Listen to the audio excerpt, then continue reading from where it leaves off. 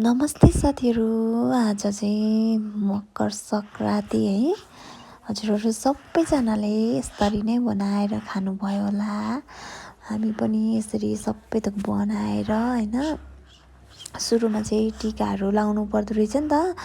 अनि लगायौँ, सबै टिकाहरू लगायौँ। यहाँ नानीलाई पनि लगाइदिँदै हुनुहुन्छ। अनि नानीले कति मजाले यहाँ टोक्दैछ बुवालाई। अनि यतानिर मम्मीले चाहिँ ठिक गर्दै हुनुहुन्छ क्या सबैलाई बाँड्नलाई। यहाँ हामीले हिजै बनाएको थियो के अरे भुजाको डल्ला र लड्डु चाहिँ। अनि त्यस पछाडि आज तरुलहरू पकाएर सब्जी बनाएर अनि कुराउनी बनाएको थियौँ। अनि सबै थोक लगाएर यहाँ सबैजनालाई दियौँ। अनि यहाँ नानी बान्जीहरू बसेर खाइरहनु भएछ।